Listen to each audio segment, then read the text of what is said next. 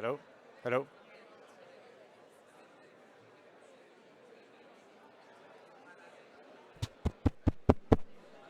Is it working? Hello? Yeah. Hello, everybody. I invite you to sit down for our next panel.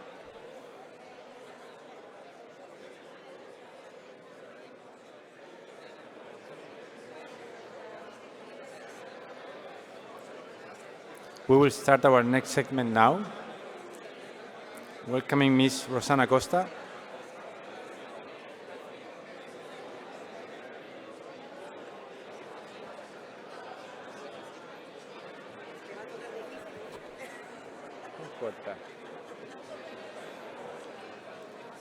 Okay, we will start our next segment now.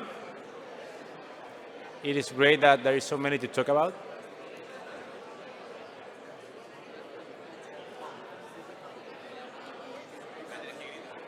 I know.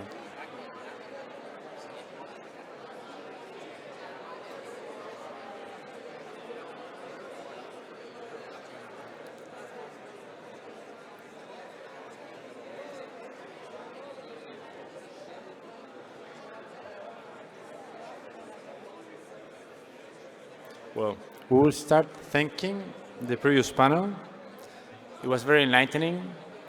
It was great to have Alfredo, Minister Marcel, Minister Pardo, Lucas Aranguena, and James Calloway speaking on green hydrogen.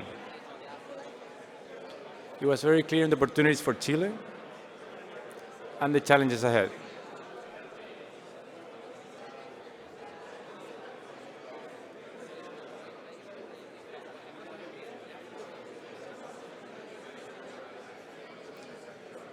Quizás si lo hacemos en español.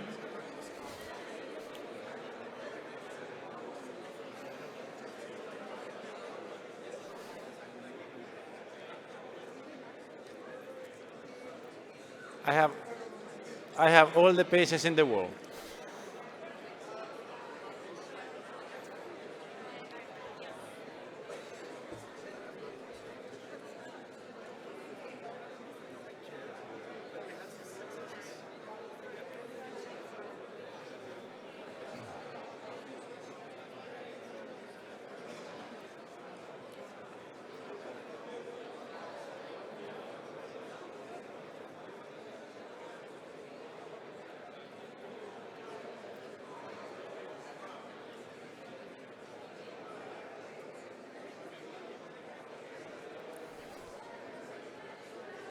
Ok, we will start now.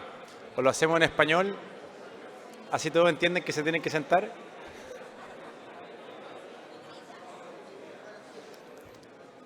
O subamos los micrófonos. Increíble, estoy tan contento. Thank you, everybody. No, really, I think it's great that there is so many to talk about, that after every panel, this generates so many connections. That one common topic is, what are you doing the Chile Day? Why so many Chilean people have to go to England to do this? And the answer is this. After any panel, you can see all the connections that you generate, that if you have to ask for a meeting to do this, it might take over a month, over a quarter, to have all these conversations that you just had. So me and the board member of Invest are very happy that these connections happen. So there's no issue. Nonetheless, it was almost like school, like the teacher being here saying, sit down, sit down. So I was trying to avoid that. So very happy that it worked.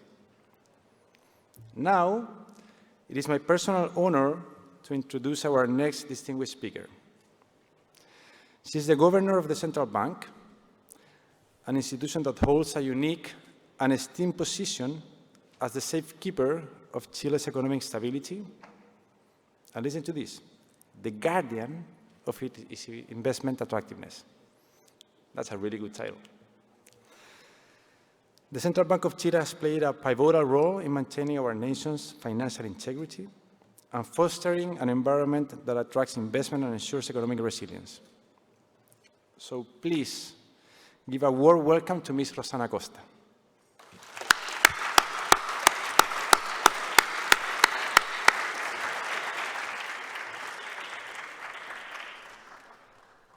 you for your presentation, and good morning, everybody. I would greet the authorities present this morning. Of course, I have to give thanks to Invest because of all their efforts for gathering us in this wonderful opportunity of Chile Days for many years. This is my second time here in Chile Day in London. The first time was time of regulation agenda. Of course, nowadays is time of monetary policy. So this meeting takes place in a context where progress has been made in rebuilding inflation in many countries. In the case of Chile, annual inflation fell from 14.1% to 5.3% within a year. Although this is still high, the evolution of the macroeconomic scenario suggests that the convergence of inflation to the central bank's 3% target has been consolidating, a process which is expected to be completed during the second half of 2024.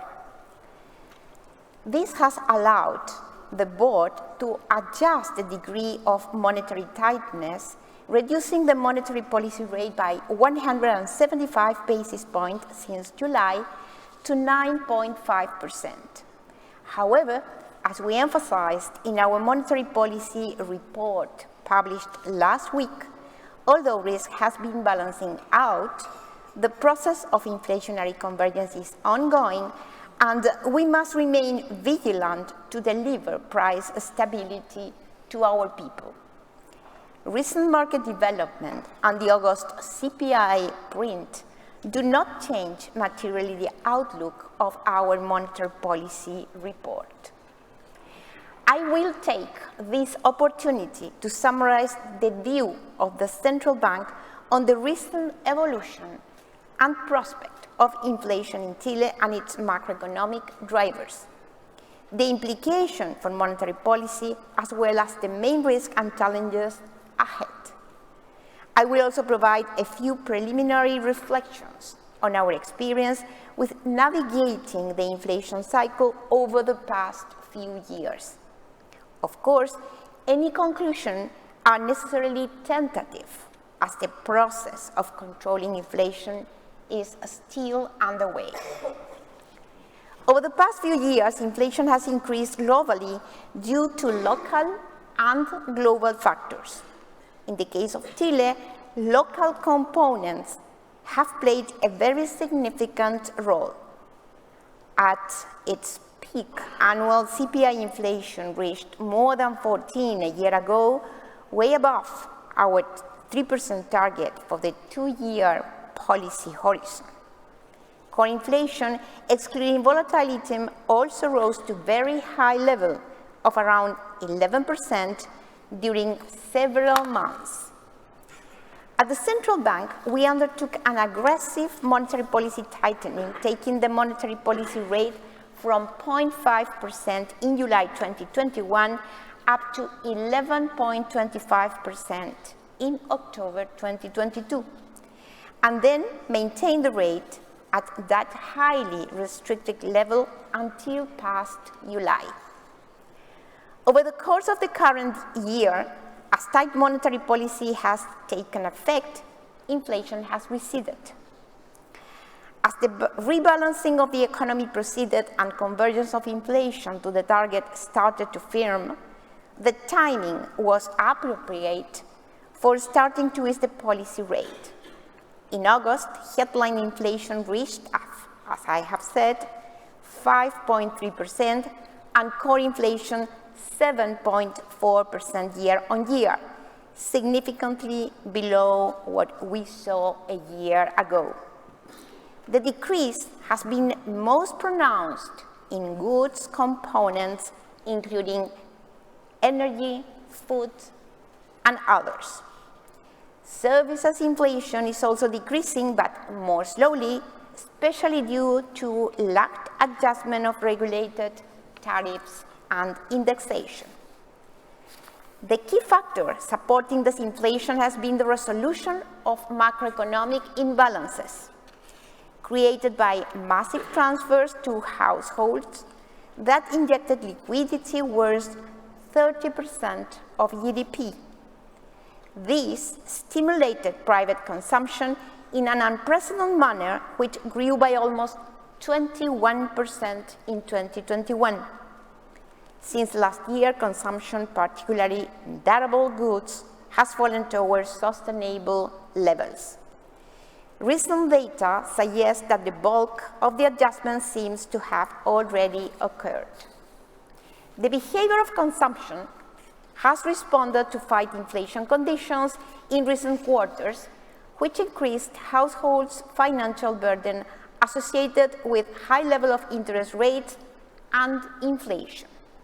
Higher interest rates have also made deposits more attractive, contributing to the recovery of private saving.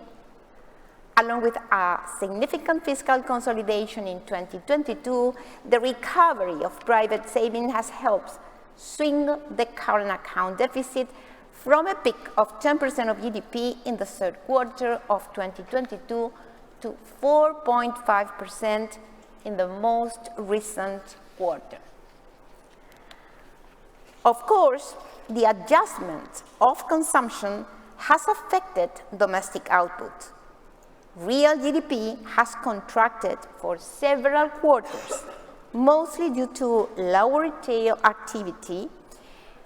However, since much of the adjustment has been concentrated in imported goods, the effect on domestic value added has been much smaller than the fall in consumption. The data for the second quarter shows a year-on-year decline in private consumption of 6.1% in comparison to a fall of 1.1% in GDP, in line with an increase in net exports. The moderation of the business cycle through an adjustment concentrated in imports has so far had a relatively soft effect on the labor market. Annual employment growth has returned to its pre-pandemic average of roughly 2% in recent months.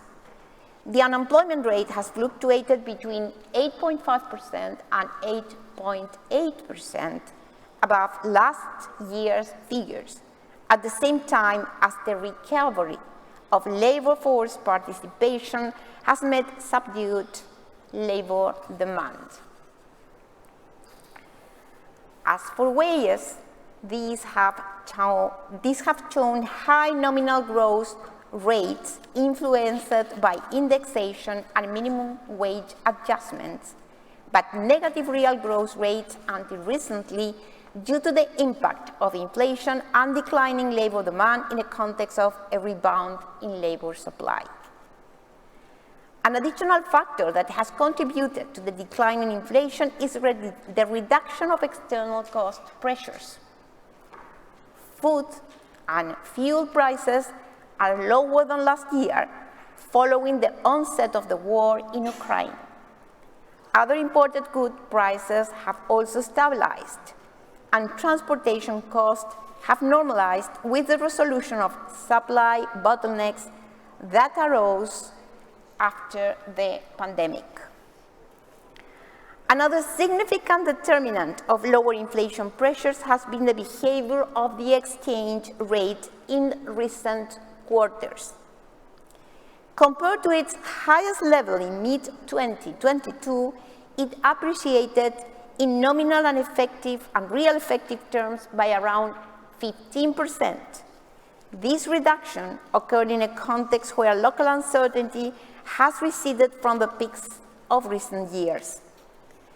Other information that can be added to this analysis pertains to the dynamic of price adjustment in companies. Price indices constructed from firm-level electronic payments data show that the frequency of price increases for goods has been decreasing, approaching their historical average.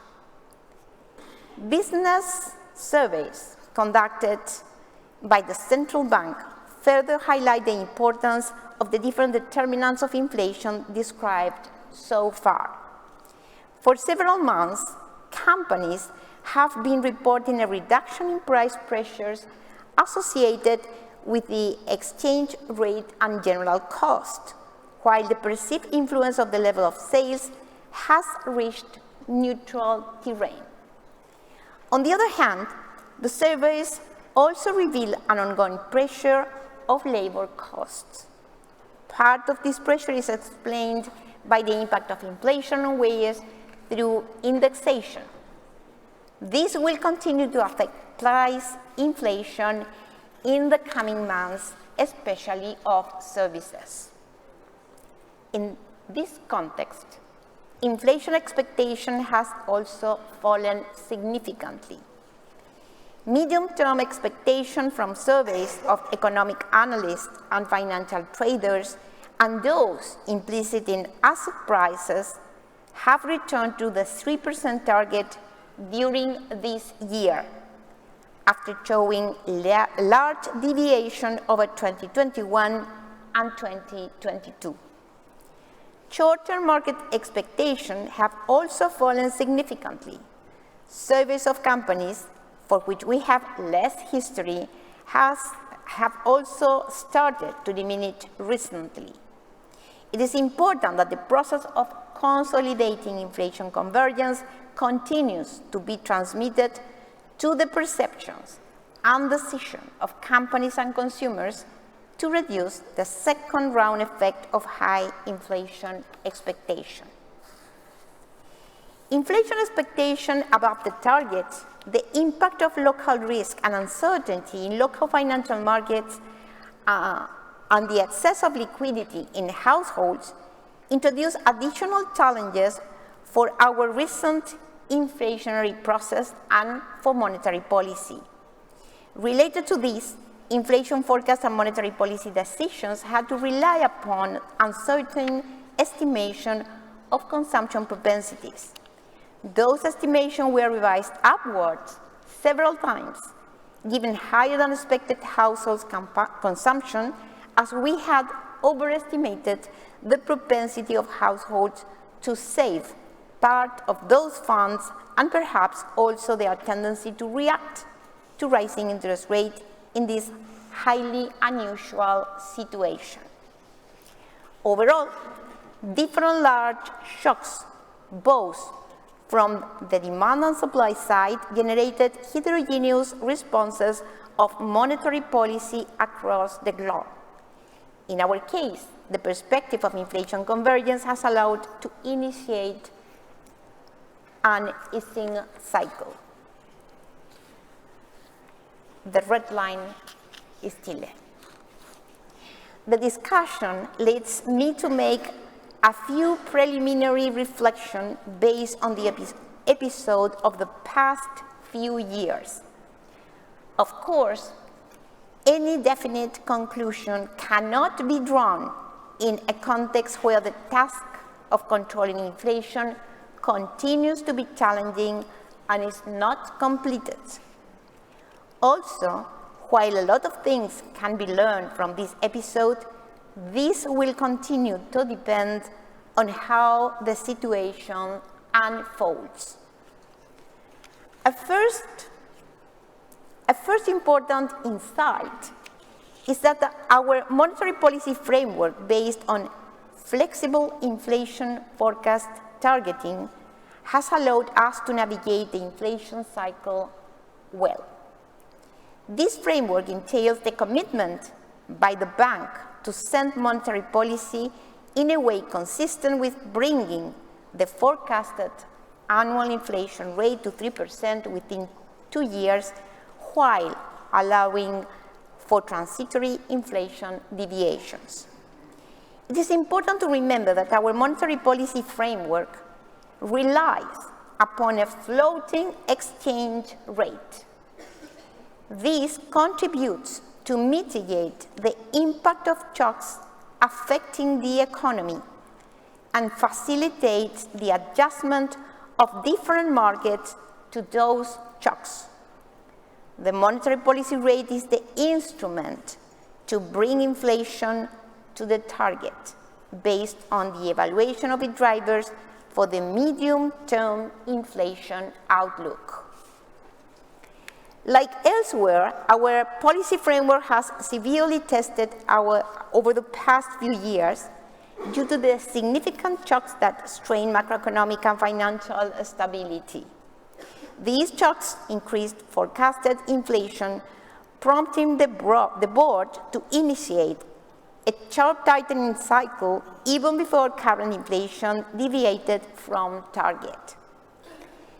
This response, coupled with fiscal consolidation, rebalanced the macroeconomy. In this sense, when facing unprecedented shocks, waiting for more information may be useful, but the benefits need to be balanced against the cost of delaying action. Mistakes can be made, but a rapid response prevents their effects from lingering and affecting credibility. A second idea is that prudent and predictable behavioral of fiscal policy is a key ingredient in facilitating inflation targeting. The rise in inflation during 2021 and 2022 responded largely to the massive transfers. This leaves as a lesson that fiscal support might be focused and avoid adopting a procyclical stance. In fact, the fiscal consolidation that the authority carried out in 2022 was relevant support for reducing inflation. The significant adjustment in public spending and the rejection of additional pension withdrawal projects were key factors in reducing uncertainty and controlling domestic expenditure pressures.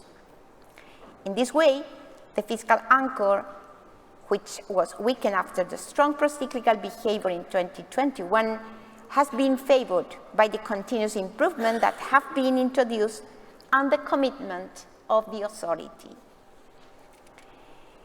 A third conclusion is that sound analysis, rich data, and robust models are other key ingredients for the successful implementation of inflation forecasting targeting, especially in unforeseen situations. Analytical tools need to be adapted to such situations to ensure an adequate calibration of the monetary policy response. Regarding data, new information tools can be a big help here. The bank has invested to work with large-scale administrative microdata sets from different sources for the better part of a decade. This information is of higher frequency than standard data and forms the base of real-time estimates of activity, demand, and even inflation. The bank has also been building a closer relationship with companies around the country to learn about their perception of the economy and understand their action.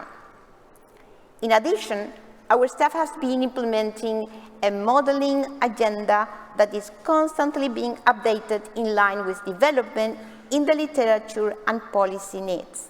For instance, to incorporate heterogeneities among economic agents or macrofinancial linkages. The broader lesson is that applied economic research must be the backbone of monetary policy decision and needs to react swiftly to address changing environments. Fortunately, good data and good researchers are mutually reinforcing. Even more reason to place investing in both among the highest priority for central banks. A final insight is that with inflation becoming a paramount concern to the public, a communication strategy that explains to wider audience the need for tight monetary policy can make them unexpected allies in the fight against inflation. People have suffered the cost of inflation and need to know what is happening, why, and what is needed to reduce inflation, and that the process has costs. Importantly, this perception is actionable. A communication plan that consistently target wider audience has contributed to the notion that monetary policy medicine, bad testing as it is, beats inflation. This notion is now shared by mainstream economists and the public at large. But this support may prove short-lived if central banks do not deliver in time lower inflation or their actions are not consistent with their words, damaging the legitimacy of monetary policy. This insight should not be lost and speaks more generally about the role of effective communication and speedy action for maintaining de facto central bank independence, written in the law but not in stone. All institutional arrangements need to eventually make sense to people. I will now move on to summarize the inflation outlook from our September monetary policy report. Overall, both the domestic and external scenario are similar to the previous report from June. In the central scenario, total inflation will continue to decrease, and it is expected to close the year at 4.3 annually, converging to 3% in the second half of 2024. This projection weighs lower than expected figures in previous months against the impact of the recent depreciation of the peso and higher external prices for fuels. Recently, inflation recorded for August surprised downwards in relation to expectations. I would like to point out that high-frequency figures are valuable, especially for what they contribute to trends. However, it is not advisable to draw conclusions from each of them. Extracting the trends from the information we receive and how they relate to the general macroeconomic scenario is what we must consider. Also, other things have happened and will happen before the next monetary policy meeting, including the effects that the depreciation of the peso may have on inflation. Therefore, it is premature to talk about a change with respect to the central scenario. Core inflation will close 2023 at 6.3% annually and reach 3% at the beginning of 2025. The decline in the services component will be slow due to the impact of indexation of wages and prices. In the case of goods, beyond the effect of the peso depreciation, their decline will continue to be determined by more moderate demand pressures and relief from external and internal cost factors. This projection assumes that the output gap will continue to close for the remainder of the year, generating the necessary condition for inflation convergence. That is, the economy will no longer operate above its capacity, which has generated pressure on prices and has contributed significantly to fueling the high inflation levels. The evolution of the local economy, in particular the contraction of private consumption, has led to a decline in the output gap after several quarters in positive territory. Towards 2024 and 2025, the gap will be in negative territory, as in our previous forecast, in line with subdued domestic demand. This will allow completing the inflation convergence process within the policy horizon. The GDP growth projection for this year ranges between -0.5% and 0%. This projection takes into account the impact of operational problems that have affected mining production in recent months, with scheduled production increases for 2023 taking effect as the fourth quarter of this year.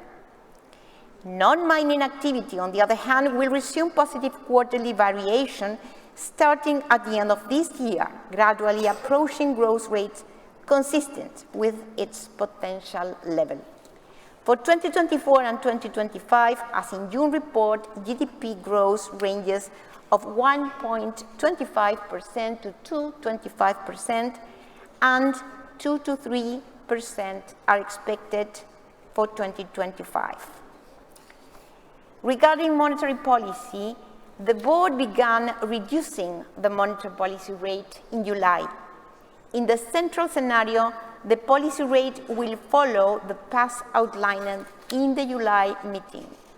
This means that by the end of the year, the monetary policy rate will stand between 7.75% and 8%.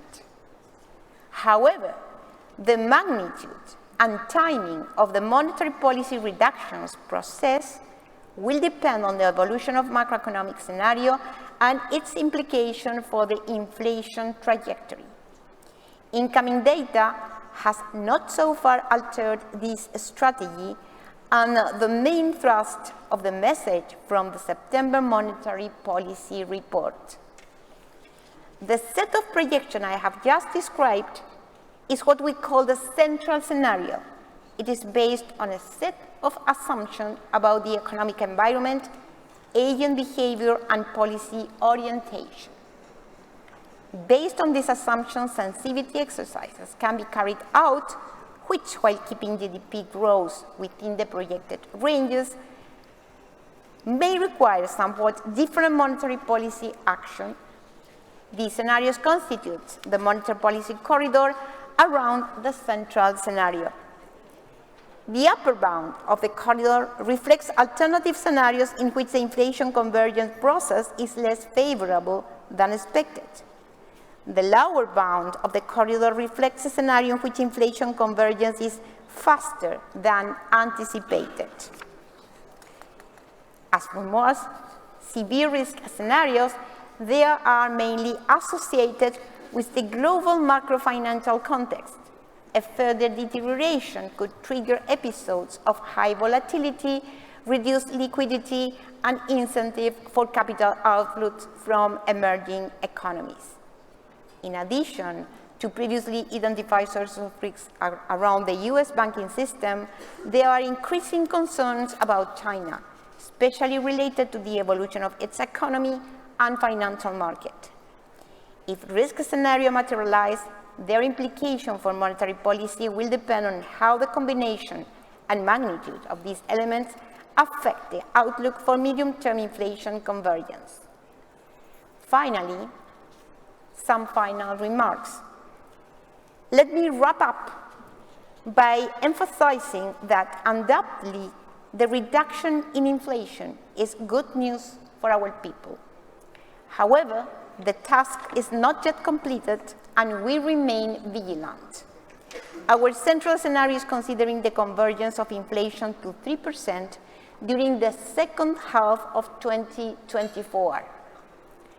Recent market development, as the August CPI, do not change materially this outlook. The flexible inflation forecast targeting framework has allowed our small and open economy to navigate well during both fair and foul weather since it was implemented in early 2000s. But the task of returning inflation to the 3% goal is not over yet. Although we have made progress in controlling inflation, we are now facing the challenge of completing inflation convergence. Our country has gone through a long and painful cycle for families and businesses affected by the adverse impact of high inflation. The central bank has had to implement a significant adjustment of monetary policy, which has not been without consequences for the economy, but we are already seeing positive results. Going forward, the calibration of monetary policy will require a delicate balance that avoids greater persistence, but also prevents demand weakness that could lead to excessive deflation. To complete the convergence process, our economy will need to grow below its potential for several quarters. This will allow our country to move towards a scenario where growth capabilities can be deployed adequately without the burden of high inflation and the necessary measures to reduce it. Monetary policy will guide the economy towards trend growth while achieving price stability. But the question arises as to whether this growth is satisfactory and how it can be improved. Developing growth capabilities goes beyond what central bank can accomplish. On various occasions, we highlighted the importance of implementing policies that enhance our economy productivity. For example, education remains a critical factor, particularly in terms of regaining what has been lost in recent years. Improving skills of our workers through effective training is also essential. Additionally, the country can and should leverage its natural advantage, positioning itself favorable for the energy transformation that the planet requires, materials of which you were listening in these 2 days. From the central bank, our contribution is precisely to offer stability through low and stable inflation and suitable financial conditions that are favorable for business development, investment, and growth.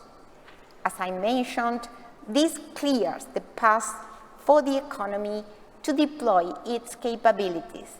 This is by far our most significant contribution to our country. Thank you very much for this moment.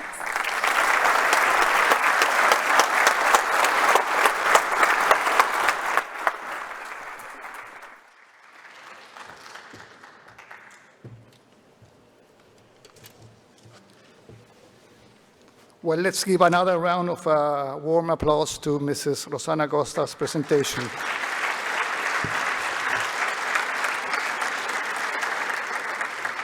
Just a logistic issue, there will be no coffee break now because we are running a bit late, so we'll start with the next panel right now in this place.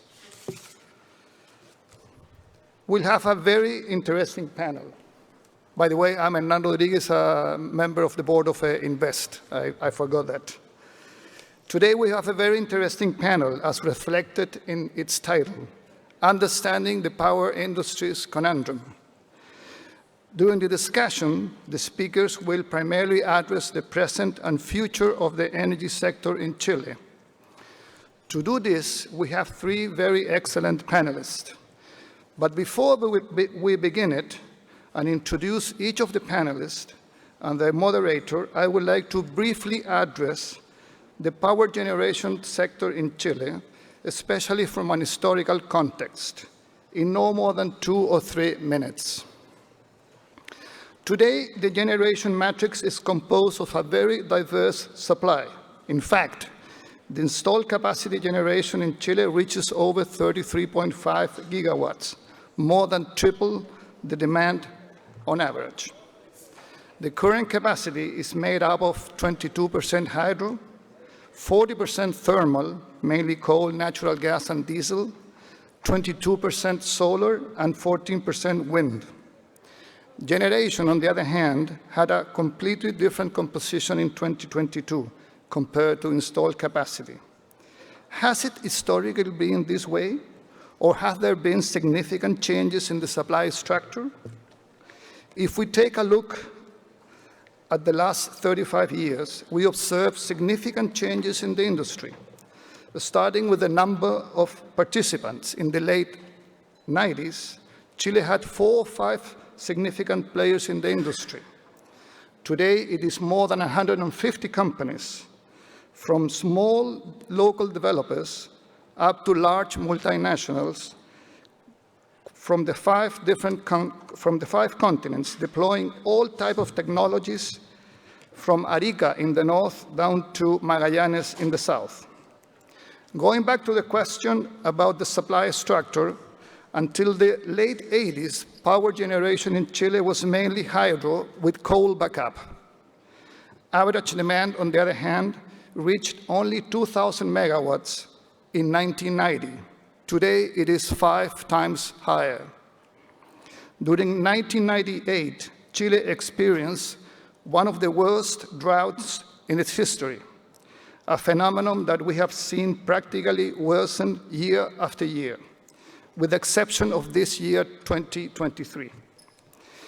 Due to the drought and the connection to natural gas from Argentina, several combined cycle power plants based on this fuel started in the late 1990s. However, in 2007, Argentina cut off the gas supply, which combined with the ongoing drought, rising fuel prices, and the 2008 financial crisis had catastrophic effects on the power industry. This led to a very rapid installation of diesel-based generation and the construction of several coal-based power plants. In addition, LNG terminals were built in the north and in the center of Chile in order to supply gas for the combined cycle plants. During this period, especially between 2009 and 2013, the cost of energy in Chile went up to the sky. But from the year 2010 onwards, the boom in renewable energy started to begin.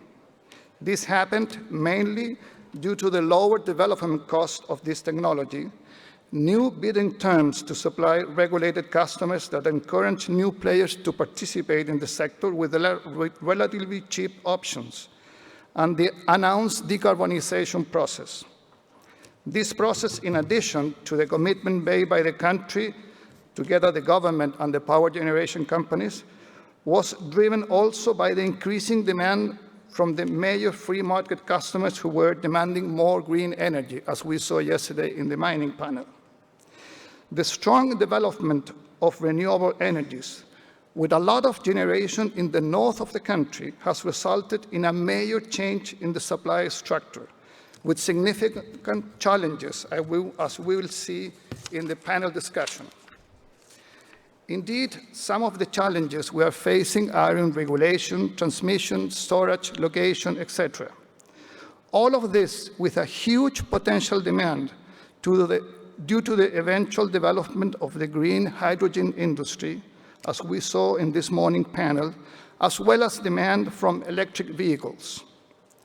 These are part of the topics we will address in the following panel. Now, I would like to introduce who are our 3 panelists and the moderator. First, we have the Minister of Energy, Mr. Diego Pardo, who will kick off the panel with a 15-minute presentation. Mr. Pardo is a lawyer from the Universidad of Chile and obtained his master's degree and a PhD from the University of California in Berkeley. Before being appointed minister, Mr. Pardo was executive president of the think tank Espacio Público. Alongside the minister, we have 2 experts and long-time figures in the Chilean energy sector. Mr. Bernardo Larraín, who has dedicated a large part of his career to the sector. Today, Bernardo is the vice president of Colbún and chairman of Pivotes, a public policy think tank. He also was the CEO of Colbún between 2005 and 2012. Bernardo was also chairman of the Industrial Association of Chile, SOFOFA, between 2017 and 2021. We also have Mr. Rafael Mateo, CEO of Acciona Energía, a Spanish energy company with presence in more than 40 countries and one of the largest producers of pure renewable energy in Chile.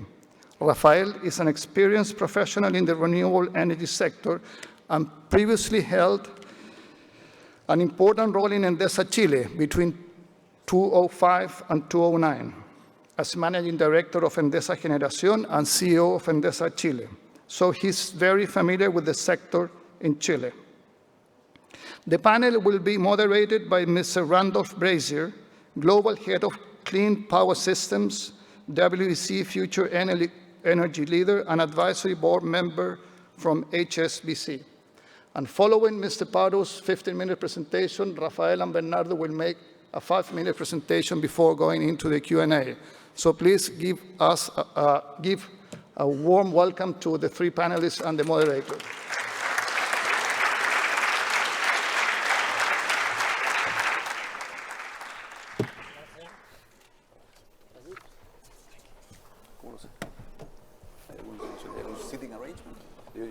How do we say it? Two in the middle.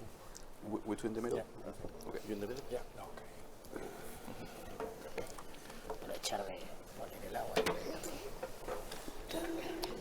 So welcome everyone. I think we're going to start with a presentation from the Minister. Sure. Well, hello again. Well, I will sit over here. So, I should start saying that where is probably the origin of this conundrum. It's, I would say, twofold. On the one hand, pandemic, and what happened in the chains of supply due to pandemic created two things. On the one hand, increases in prices of fossil fuels, and on the other hand, increases in construction costs.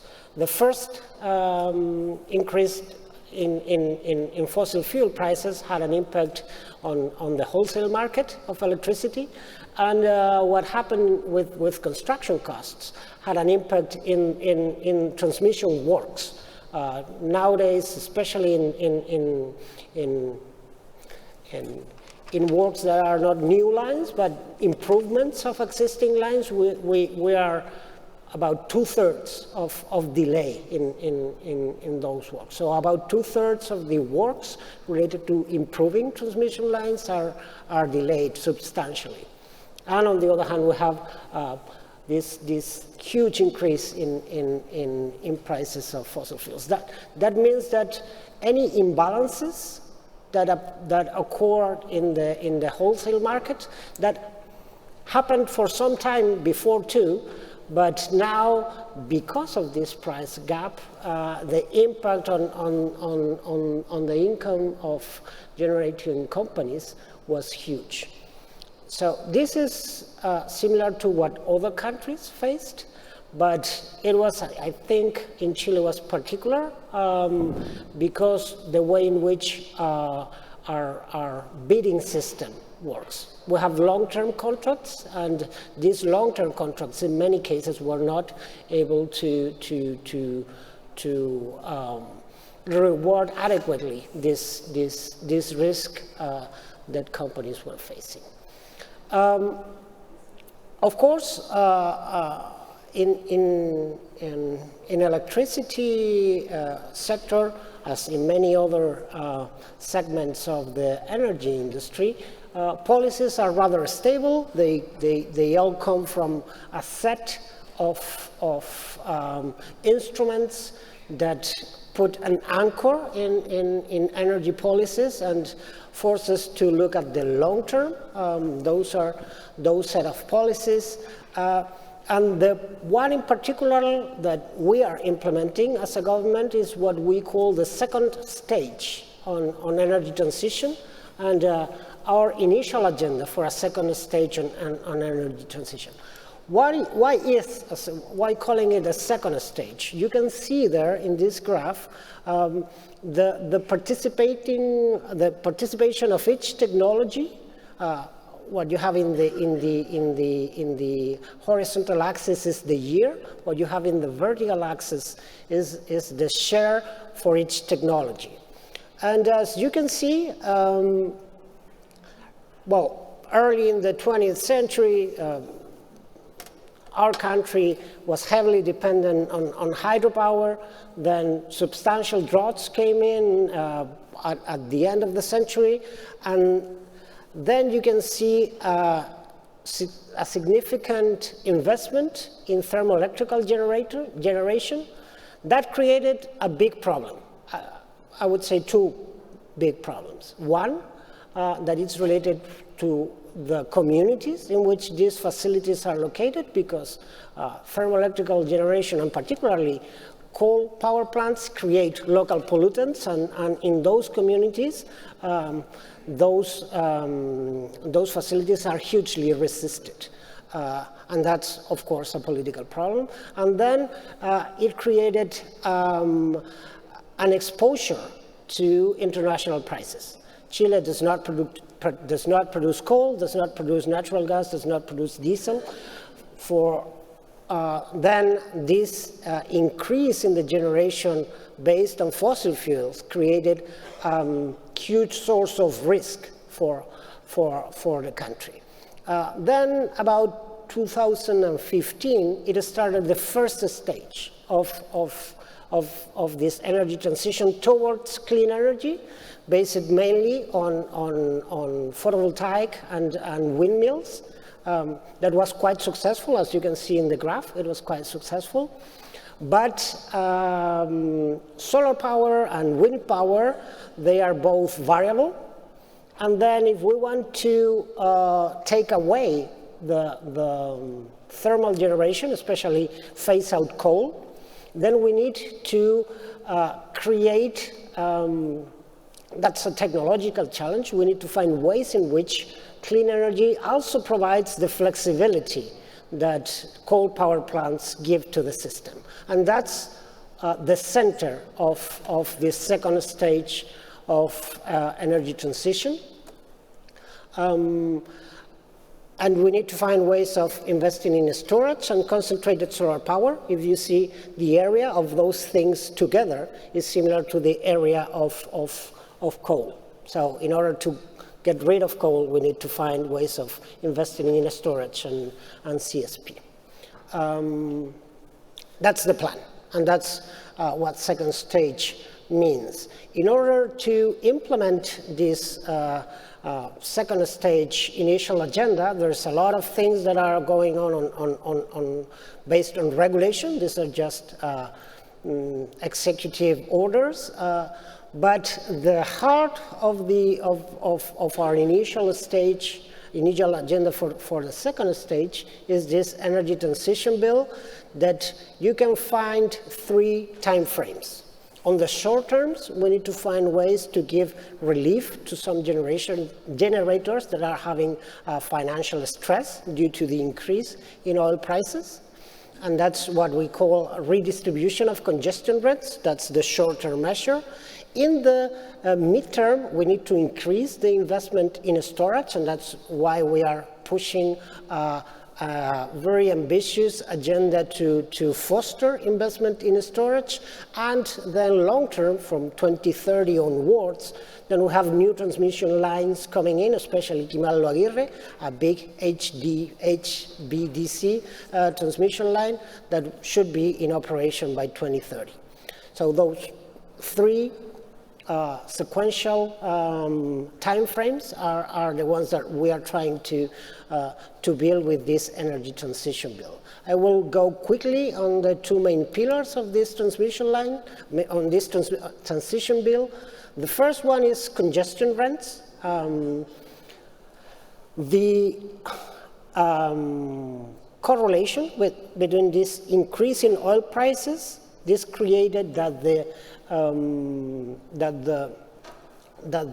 congestion rents also increased substantially.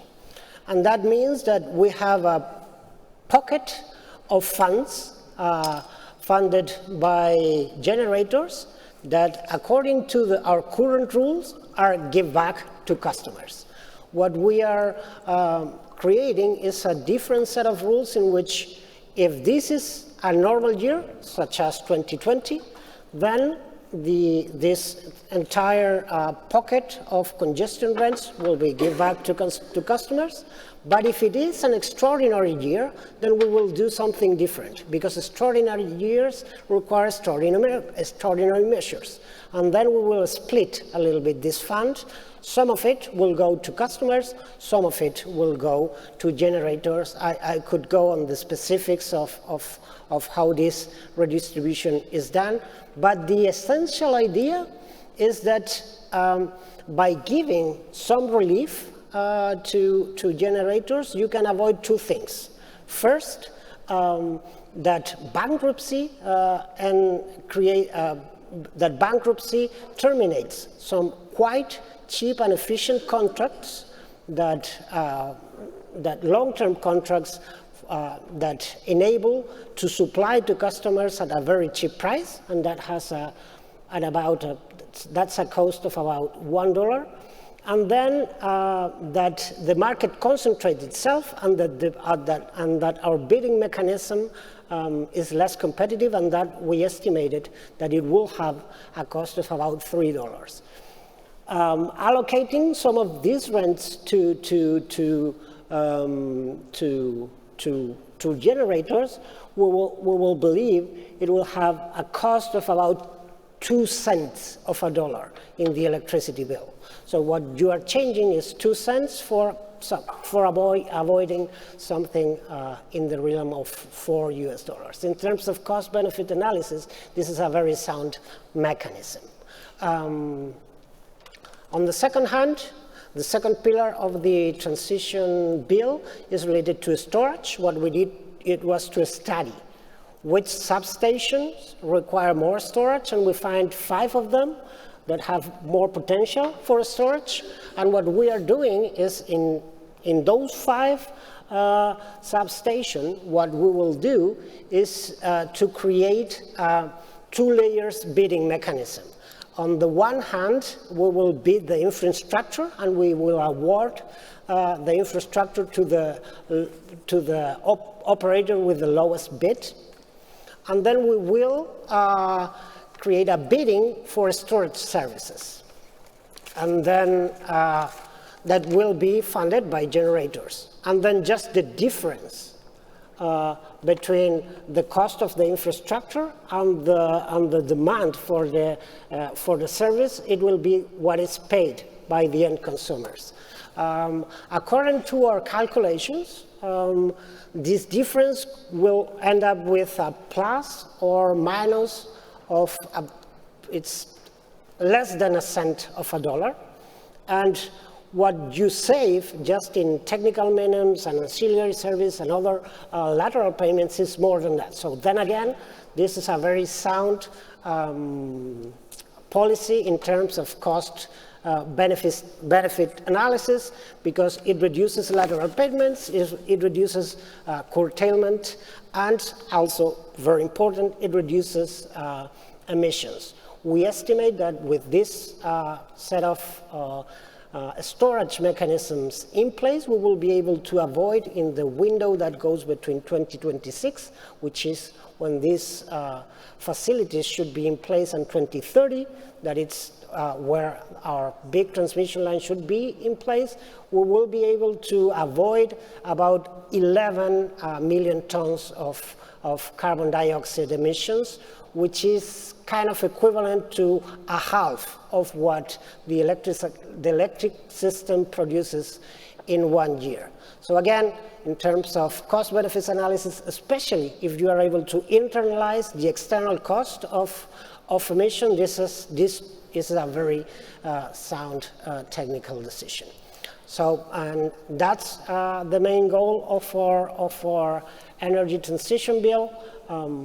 2 set of policies, both of them are very sound in terms of cost-benefit analysis. One of them addressed to the short-term financial problems that we see some companies are facing, and the other one more to the mid-term lack of investment in storage.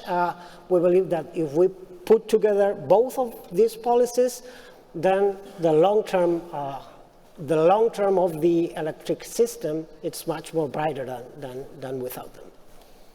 Great. That's it. Fantastic. Thank you, Minister. That was really useful. I was on time. Yeah. Yeah, really useful introductory scene-setting presentation. So now we're going to move into the panel session. I'm going to give a 2-minute introduction on HSBC and what we're doing, and then we're going to hear from our other 2 guests here, and then we're going to move into the Q&A session. I've got a few questions to start with. I've actually got a lot, but I'll stick it to 1 or 2. And then if we've got time at the end, we can try and take a few from the audience as well. So just on me, I'm Randolph. I'm the head of power systems at HSBC. I sit in our global sustainability team. And my role is to ultimately help the bank and our clients achieve their net zero targets and their ambitions. At HSBC, we've set a net zero target for 2050 for all of our financed emissions. And we've also set interim 2030 targets for a range of different sectors. So for example, power and utilities, we've set a sector target for to help us get to 2050. We very much believe in working with our clients very closely to help them scale up the types of technologies that the Minister was talking about.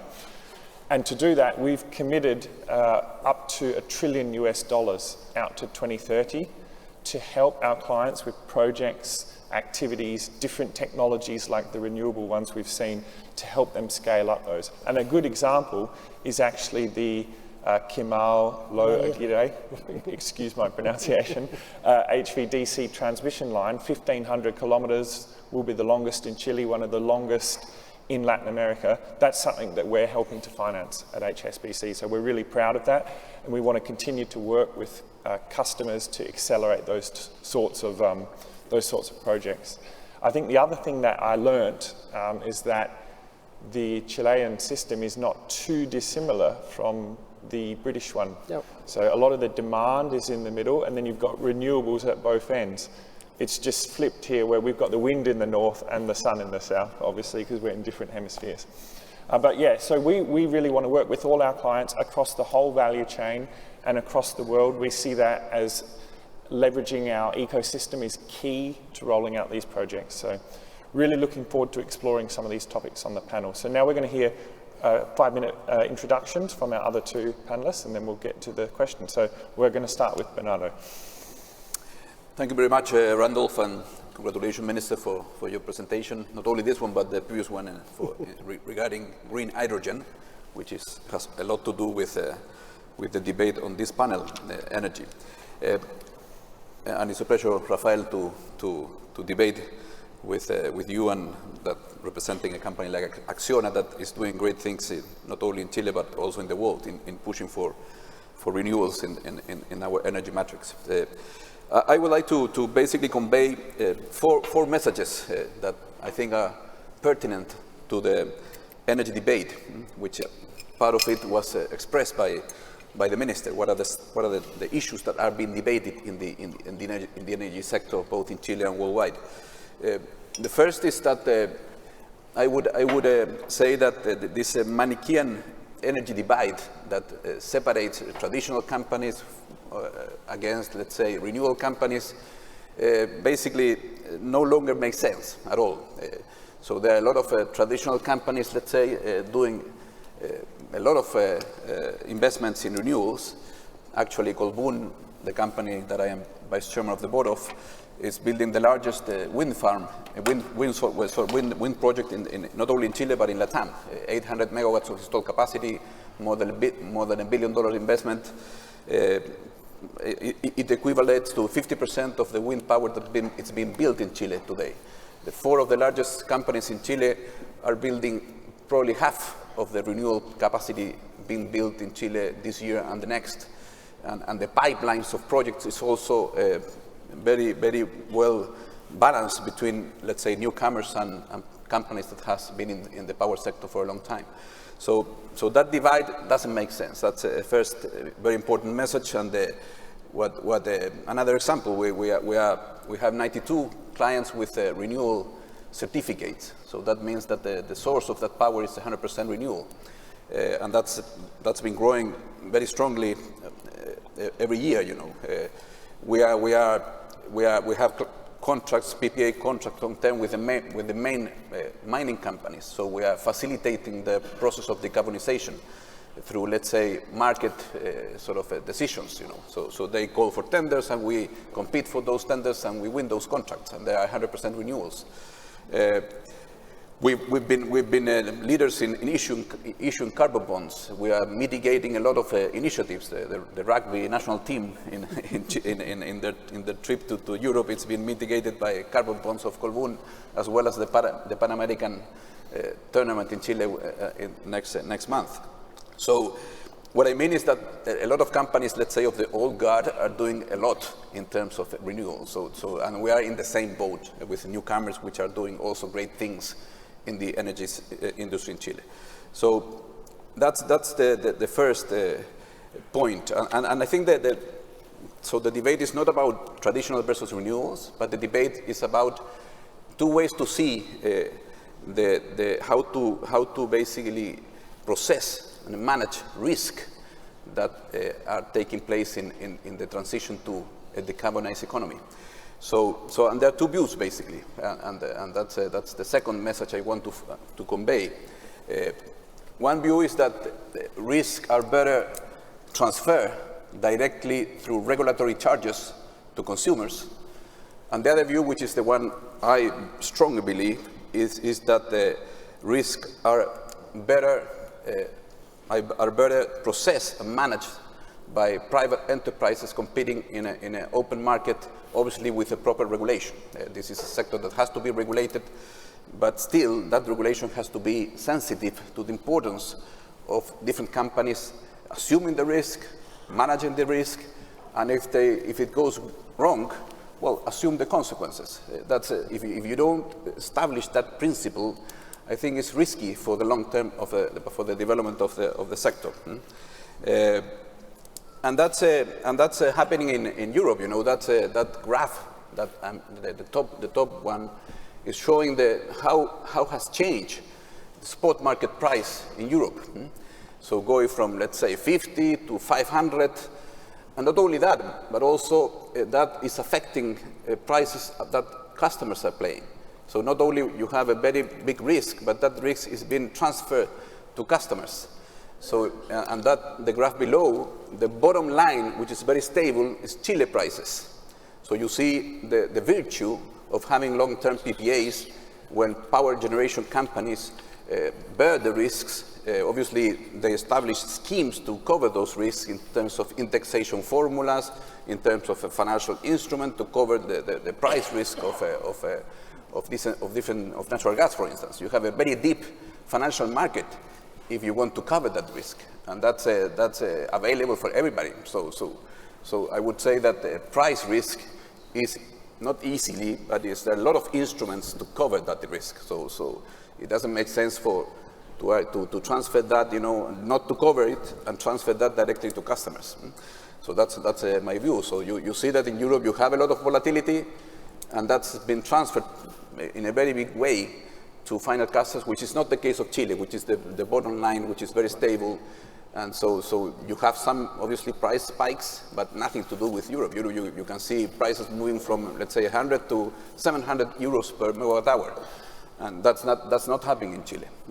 So that's why I strongly think that the model that Chile has followed in terms of having long-term PPAs, making power generation companies compete in a market to assume the risk, to bear the risk, to cover them, to manage them, it's a good model, and we shouldn't break that principle when thinking about regulatory evolution going forward.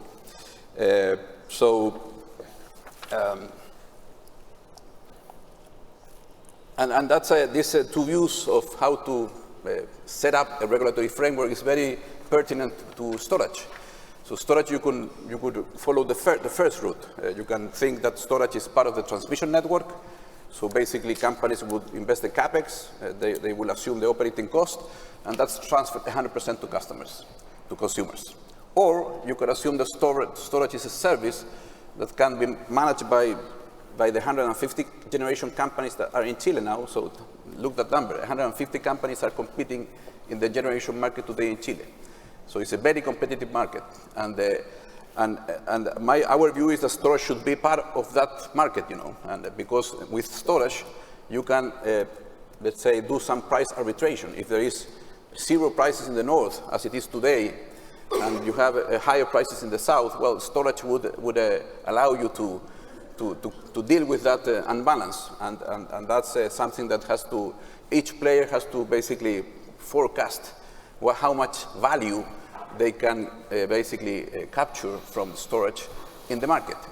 But as James said before, storage is not yet cost competitive in terms of market price, so it's not enough to put storage in the market.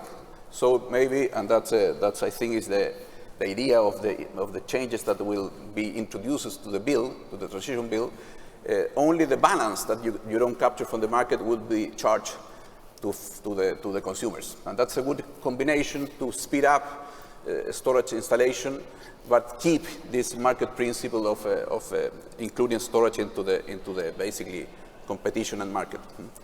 So that's the second message that I want to convey. The third one is that I think that this is very important. We have very ambitious final goals. So we want to be 100% renewable. We want to have a 100% decarbonized economy in year 2050.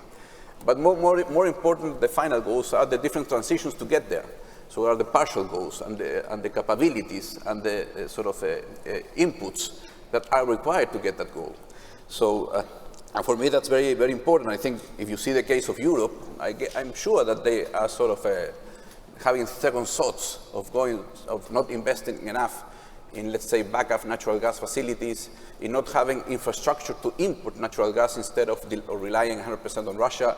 So a lot of things that were decided, I think, in Europe, maybe they would have decided otherwise is if companies would have bared the risk and cope with them and make solutions for basically cover those risks. So the volatility you are seeing in Europe is partly because of that, because you could have some alternatives to basically stabilize prices, as we have in Chile. So transitions, partial goals, enabling capabilities are very important. So, and in this sense, I think when I talk about partial goals, I think I'm talking about, let's say, green hydrogen. It's obviously we may think that in year 2040, 2050, Chile may be exporting, I don't know, 20 million tons of in terms of ammonia. But it's much more important to put a different goal, which is basically how many projects in the next 2 years are close to investment decisions. So, and that's why I like to be more concrete when you talk about potential of Chile. You may say that we have 50 projects in different phases of development, but that's, when you talk about projects under development, it's a very big basket, you know, you can put anything there. The real thing is how many projects are to be able to have an investment decision in 1 or 2 years. That should be the goal, and not the sort of dreaming about these millions of projects, you know, navigating around, that none of them has even an environmental impact study approved. And according to the previous panel, maybe in year 2024 or 2025, we will have to see the first investment decisions be taken. Otherwise, we will be late. And we still have the whole permitting process, you know, in between. So we have to think about these very concrete, more short-term goals, which obviously have to correlate with a very ambitious long-term road. And the last message I want to convey is that Chile is a great place to invest in renewables, in green hydrogen, and still is. There might be problems today because of the volatility, but the investment being taken by both companies that has been in Chile for a long time and newcomers reflects that it's a very good place to invest.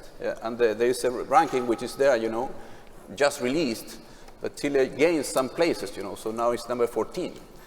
And to really become the undisputed leader, I think there are some sort of cross-cutting challenges that have to be addressed. And one of those is basically modernizing, expediting the whole permitting process. So if we really want to see final investment decision being taken in 1 or 2 years' time in green hydrogen, in renewable projects, etc., in lithium as well, there's no way around but to basically sort of expedite the permitting process. And because, I mean, a few weeks ago, the CEO of Siemens was in Chile, and he told us the following in terms of green hydrogen, for example. You will not be able to compete with the US in terms of subsidies, in terms of tax breaks. That's completely impossible. You will be losing your money if you put that, you know, on the table. You will, and where can you compete? You have the natural resources. You have the competitiveness, so green hydrogen produced in Chile will be competitive in Europe, Japan, and the other markets that will be net importers. But you really have to make a difference in the timeline, in the time for FID. And that's, I think, we have to have a big work on that, because we are not there. We're not there. So if you think that none of the green hydrogen projects is still in the system for getting the environmental permit, and if you assume that an environmental permit would take 10 years, as is taken now for desalination plants, well, you will not get there. You will not see final investment decisions taken in year 2025, 2026. So that's completely essential. We have to offer players not subsidies, because the US is many times what we can do.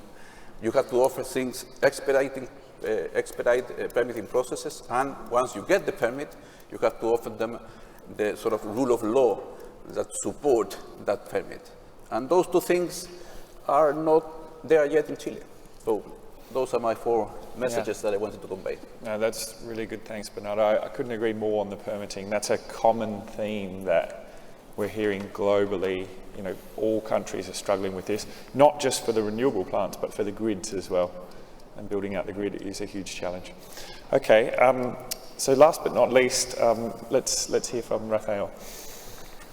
Thank you, and thank you for the invitation for being here in this Chile Day in London. It's a big pleasure for me to share with the Minister, with my friend and colleague, Bernardo, about the Chilean market and the Chilean situation. Let me briefly introduce Acciona Energía as a company. We are a global company just operating renewables, top 1 green utility in the world today, operating 13 gigawatts, 20 countries, all the clean technologies, wind, solar, biomass, green hydrogen. We are producing today already green hydrogen, supplying 24 terawatt hours, something to feed 30 million people in all the continents, and going to Chile more than 30 years in the country, with more than 6,000 employees, not just in energy, infrastructure, construction, desalinization, water treatment, airport handling, very committed with the country, no doubt, not just the company. Personally, myself, I'm very proud of being Chilean, in all my children. Very committed because we believe in the solidity of the regulatory bodies and the institutional activities in the country. Today, we have invested in the Chilean market 1 billion in renewables. We are not operating just pure renewables. We are carbon neutral 6 years ago, no emission. We are in all the technologies, but our company doesn't have fossil legacy. We are not emitting 1 gram of CO2.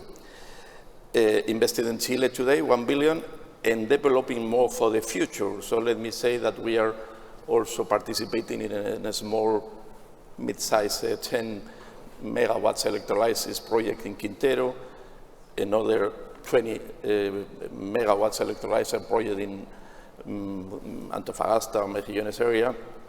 And we are part also, the group is part of the Frontera project in Magallanes. It's a huge wind project, 1,000 megawatts in order to produce green hydrogen and ammonia to be exported to Europe. So same in offshore. We are developing some offshore project in Chile. Someone can think, okay, the offshore is not the moment, but probably the situation in Chile, I was living in Chile many years, and the situation for the lines is not easy. So probably it's not easy to put the generation close to the consumption.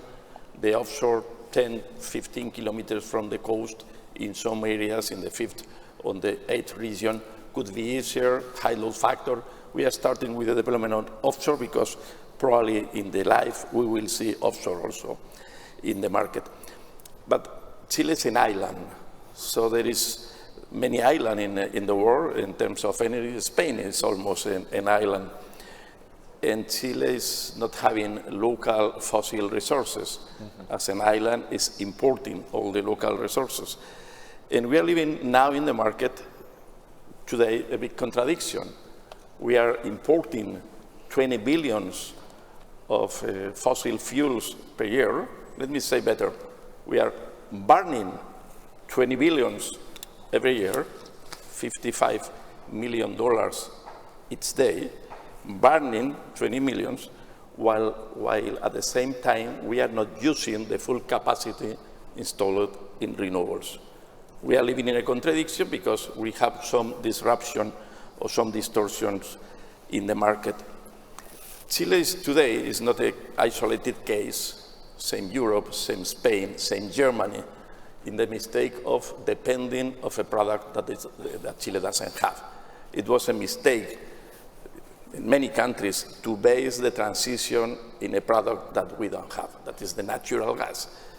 The case in Chile is the second time. So 20 years ago, we lost all the volume. Today, we increase the cost, but Chile doesn't have gas, and the transition is based in something that we don't have. So we need to do something to avoid or to reduce the dependency. Chile is a very dependent country. To reduce the dependency, there is just one solution: the use of the local energy and natural resources, wind, hydro, solar, hydrogen produced with local green solar or wind or hydro. There is no doubt about no plan B, so no more coal in the future, no more gas in the future, except in the gas producers, no more nuclear, so the only solution is more renewables. Renewables are offering stability of prices, affordability of prices, and clean. So the future is renewable. The discussion is when the future comes. It's a local decision, it's a country decision. It depends on when the country likes to be independent. It depends on when the country likes to be clean.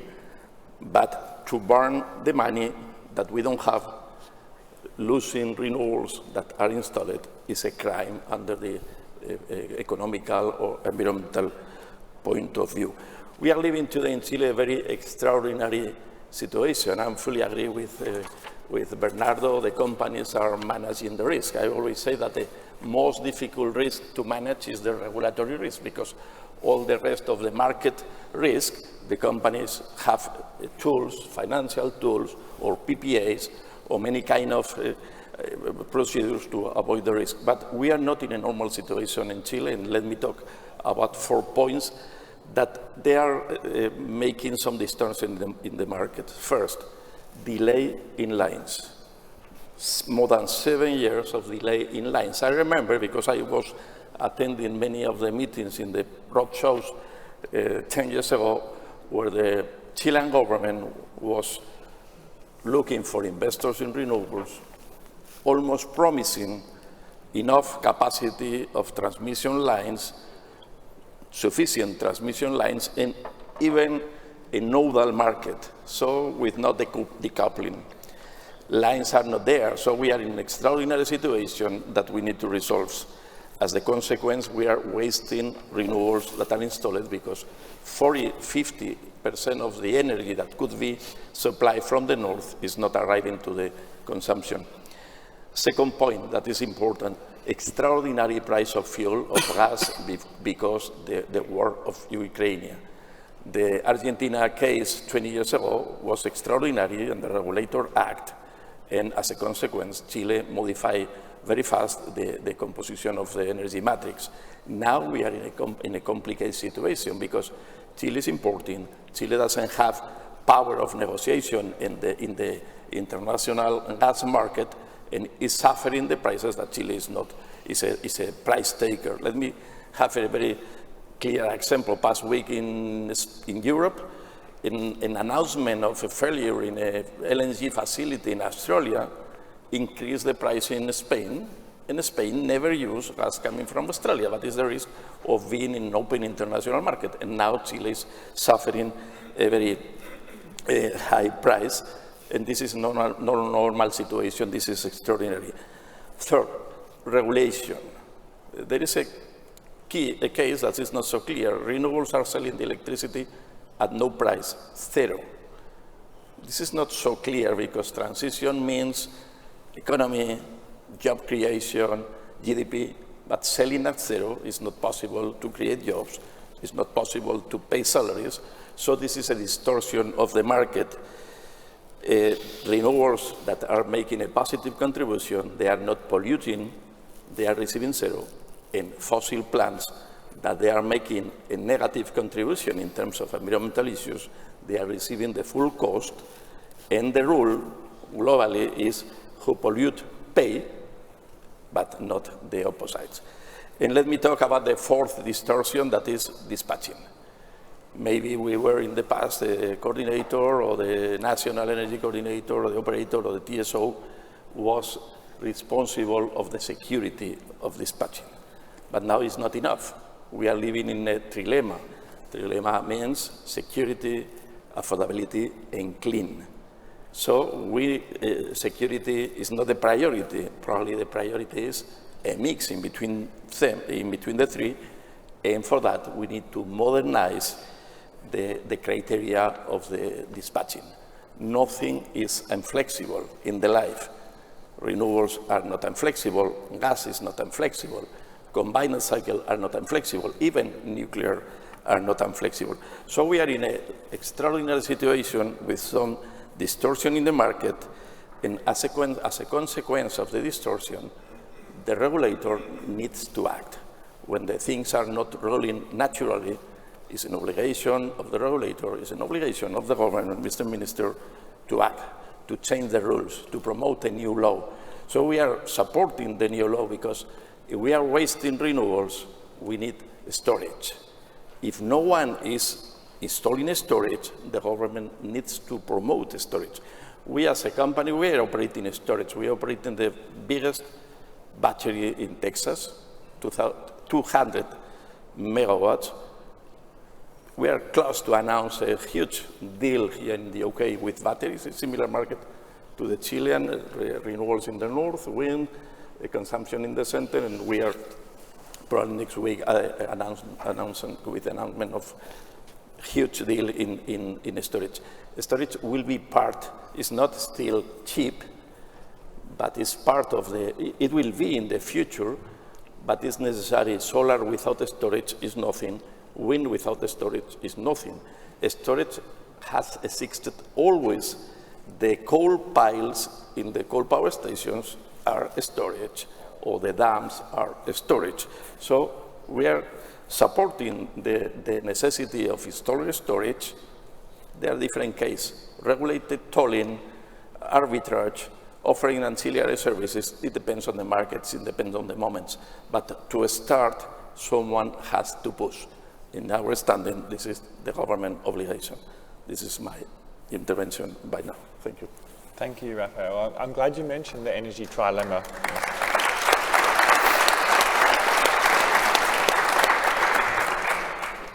The name of this session is the power system conundrum, and I think it goes back to the energy trilemma, trying to balance cost, emissions, and security and resilience of the grid.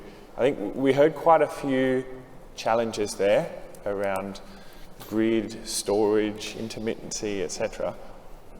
I'll go through each of you. What additional solutions? So we've heard what the ministers told us, what the Chilean government's doing to solve some of these issues. What is the key next step, do you think, to solve some of these challenges? Let's start with the minister. So my time is not up. Now, a couple of things I would say. The key is to find a way of conserving efficient contracts that are now at risk and investing in more storage. I think those are the two pillars for what we need at this moment. I fully agree with Rafael that we need to reduce dependency on fossil fuels. This is a matter of both sustainability, security, and affordability. Clean energy hits the three buckets of the trilemma, especially in a place like Chile, in which we have abundant natural resources, but we have zero capacity for producing fossil fuels. But I mean, transmission lines and linear infrastructure everywhere takes time. I mean, take a look at the last reports by the US, and they are way behind us even. And transmission lines take a lot of time everywhere. Batteries, on the other hand, are modular equipment that it's easier to deploy. And I agree, we have We have to do better in terms of permitting, especially non-environmental permitting, but at least in batteries, we are doing it. When we launched it a month ago, this package of measures to foster the investment in storage, we took care of the permitting, and the deployment of batteries is not going to need to go through the impact assessment for environmental purposes. And the use of public land will be facilitated, so we are working on all those issues. And that's one of the pillars, right? The fostering investment in storage is a critical. We are also creating special rules for payments on capacity, and we hope that, and we are open to discuss how the tender has to work. But I think we will be able to provide a solution in that regard. On this other pillar of conserving existing supply contracts that are efficient to consumers, I think in that I think we have a difference, because I don't think this is a matter of principles. Of course, it has some principles on it. I mean, we can talk a lot about whether this is a symmetrical risk or an asymmetrical risk, and what are the better framework for providing this. I mean, our solution is based on these principles of standard market design that were developed in the US. You can try to build something different from other sources of regulation, but the relevant question here is a very simple one. We have these windfall profits, if you want to put it that way, these congestion rents that are extraordinary, that are of about, in last year, of about $200 million. So you have those congestion rents that are extraordinary. And you have basically two possibilities. You can give it entirely back to consumers, or you can split it between consumers and generators. And the answer to that question is not a matter of principles, it's a matter of evidence. And what we need to see is the cost-benefit analysis behind it. We believe that if you give it entirely to consumers, then you will have some contracts that will be terminated by bankruptcy, and you will have concentration in future bids. And if you add up all those costs, it's about 10 to 15 times more than the cost of the measure. I will be happy to see what your numbers are, because this is not a discussion of principles, this is a discussion of evidence. And if you come up with a cost-benefit analysis that says that this set of policies are more costly than beneficial, then I will be happy to change of horse and find something different. But we did this cost-benefit analysis internally in the ministry, but we also, with external consultant, we find the finest academic experts in order to make this calculation, and we are really sure that that the cost-benefit analysis is properly done.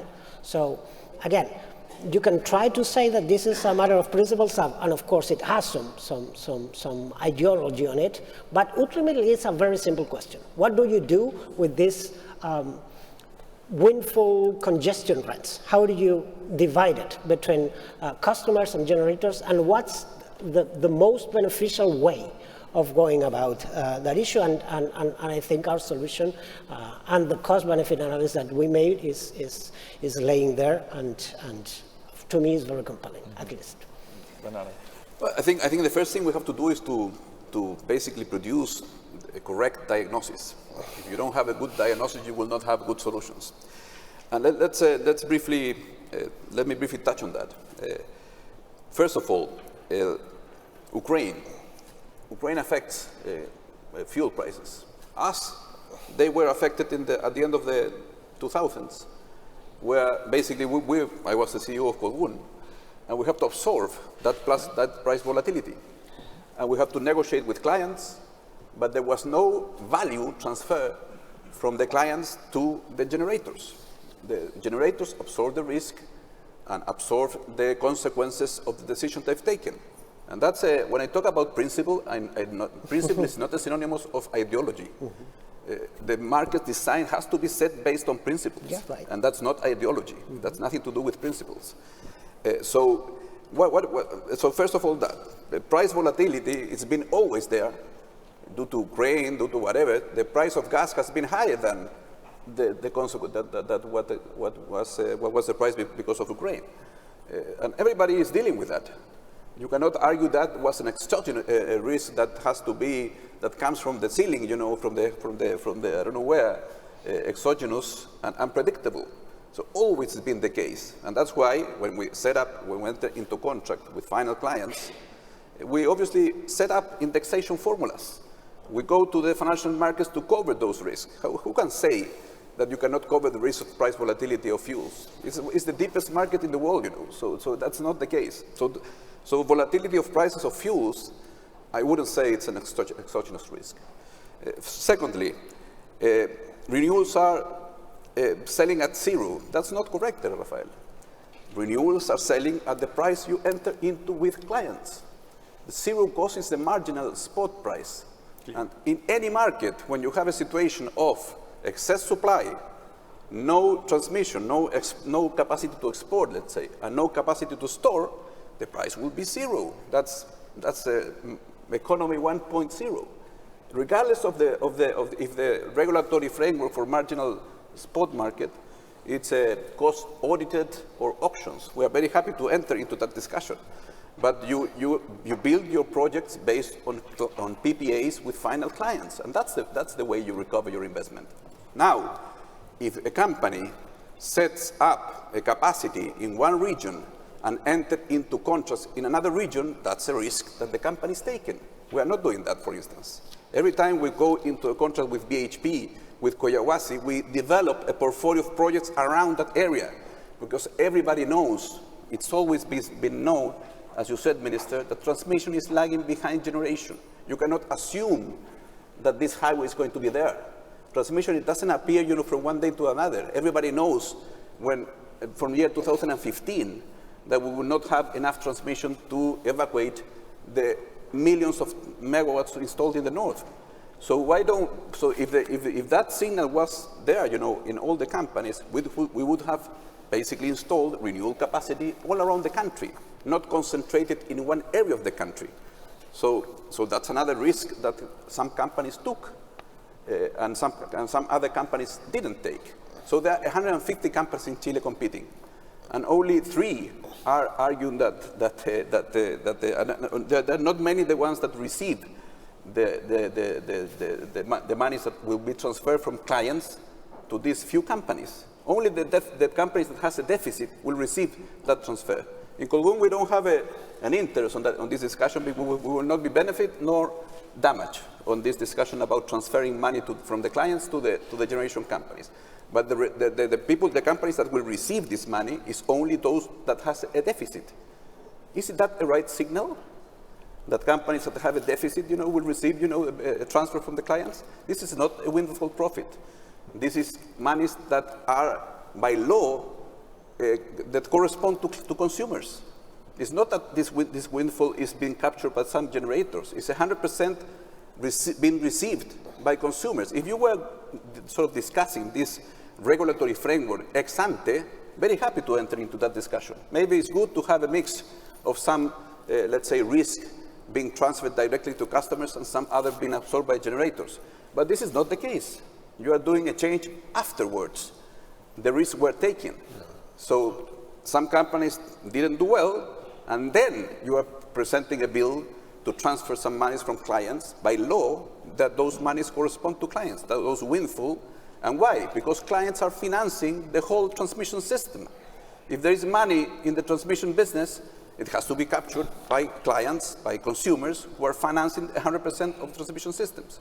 So that's why we feel that, again, it's very important for the long term. And actually the model of Chile to have PPAs, which are long terms, which basically allow you to basically invest in projects, to do project financing, It's been basically a reference to the changes in the regulatory framework in Spain, in Brazil, and now here we are saying it's not so good because maybe it's better to basically quantify the risk and transfer directly to clients, and not always, only when the crisis materialize. Is that a good principle for regulatory design? I think not. I think I'm very clear on this. And that's why we approach the debate from that perspective, saying its system is more healthy. You can basically have the illusion, let's say, of having very low prices because all the risks were transferred to the clients directly.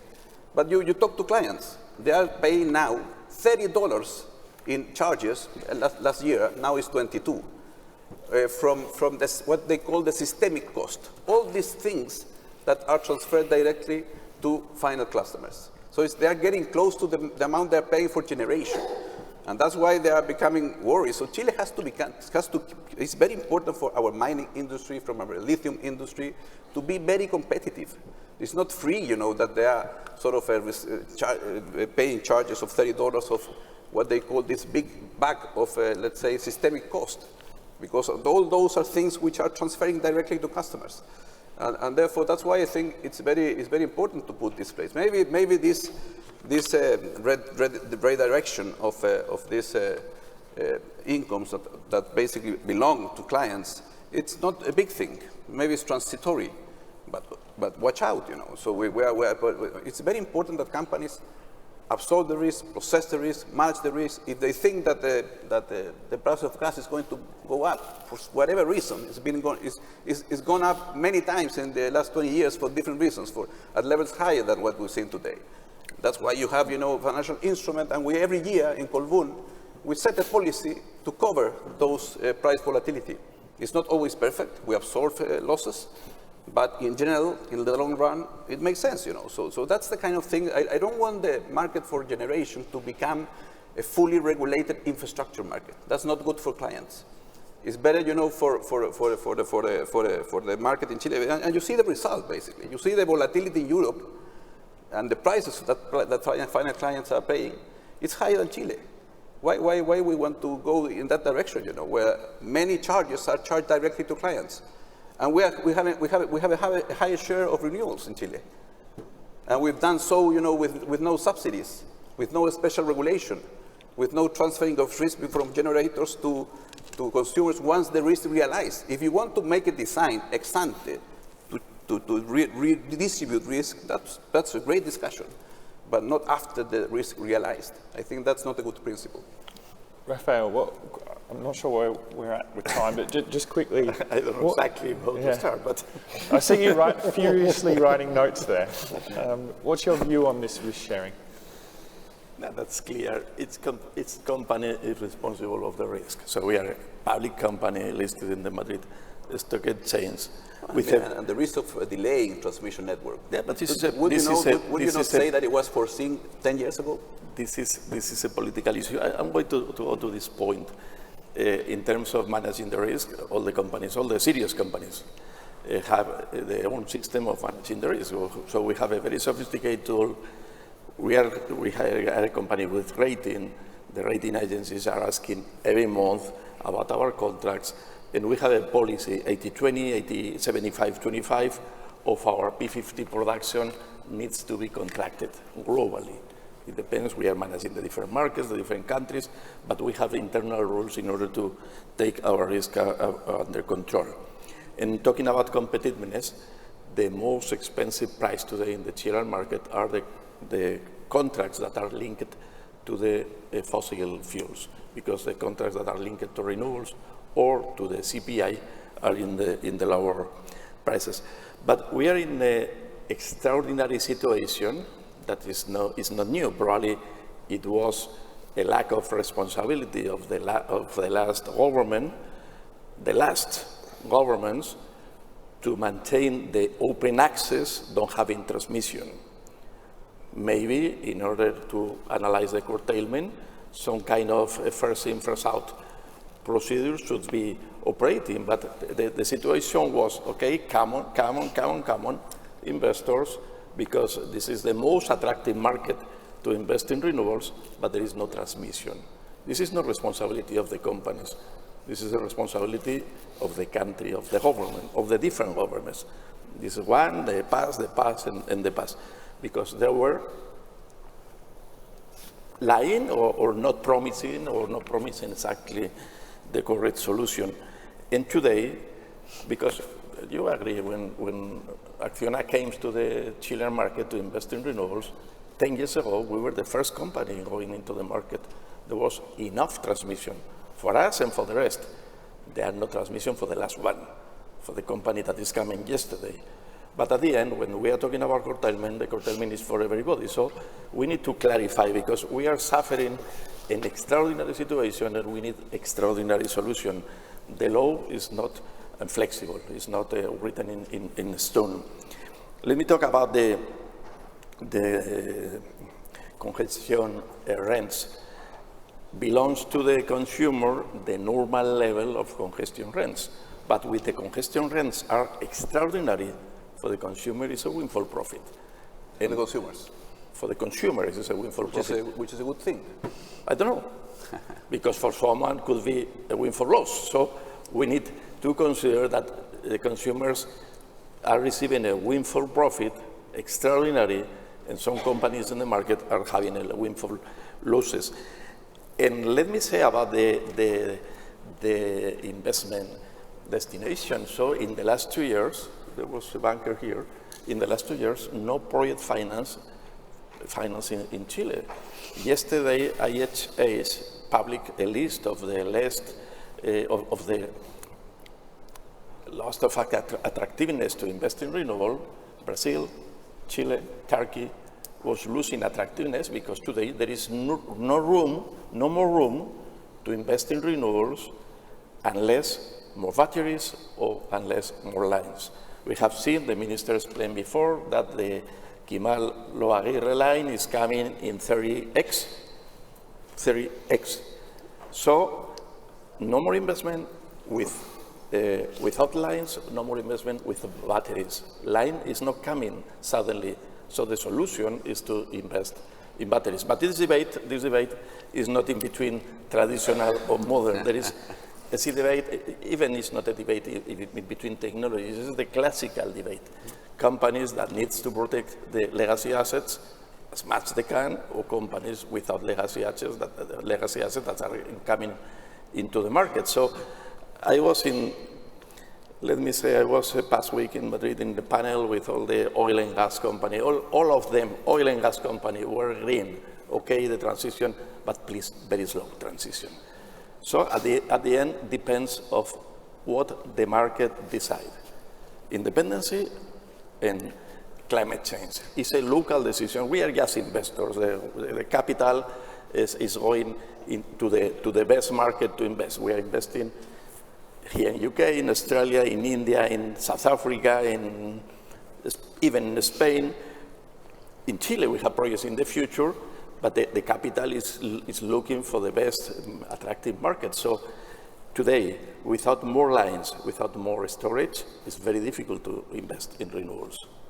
Can I just I want to say something too. Last I think it's my turn. Only one thing. I don't know more renewables. I don't know any country in the world that could say that in the next 5 years would not have any natural gas in their matrix. Even Europe is considering natural gas as a renewable source of power because they acknowledge, even ideally you would have natural gas locally, but Chile could not basically opt out tomorrow from natural gas. So I can take myself a picture saying I close all the natural gas facilities, but somebody else is going to operate them because they are needed in the system. And that's a clear, and no country has managed, unless I am wrong, to not have natural gas in the next 5 years. Before moving to our next topic, I would like to say couple of things because I didn't want to interrupt you when you were talking. The first thing is that this fund for congestion rents does not come from customers. It comes from generators. It is funded by imbalances between injection and withdrawals. Who is receiving them now by the law? Okay, I didn't interrupt you. No, I'm asking you. Yeah, can I go with it. Okay. So the money comes from generators. So the question is where to allocate it. And we have a current rule. What we are saying is that our current rule works good for ordinary years. You have some extraordinary years in which we should have a different rule. And this different rule, that is, and this is the second thing in one I want to correct you, this is not retroactive, this is for the future, in which we have to discuss for extraordinary years what to do with this amount of money. We believe that it is better to split it between customers and companies for a very simple reason.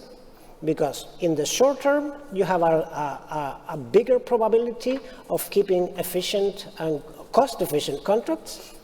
And in the long term, because you will have a healthier industrial composition, more heterogeneous.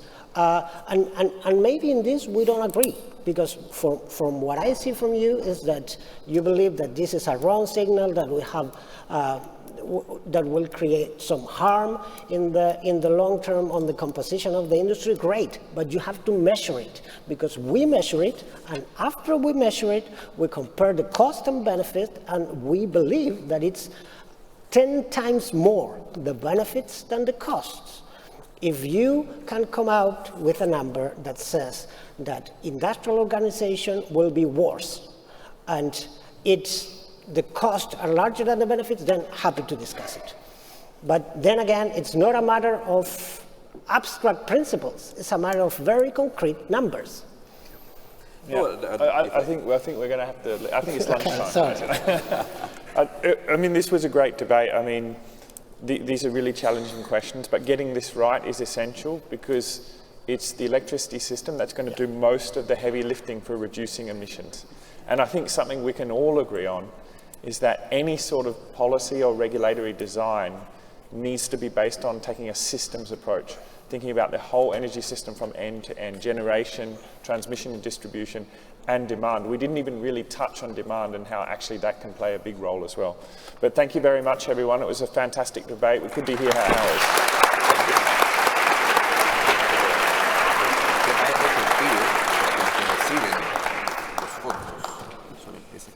Well, thank you all for your presence, and a special thank to our distinguished panelists and the moderator. Let's give them another round of warm applause.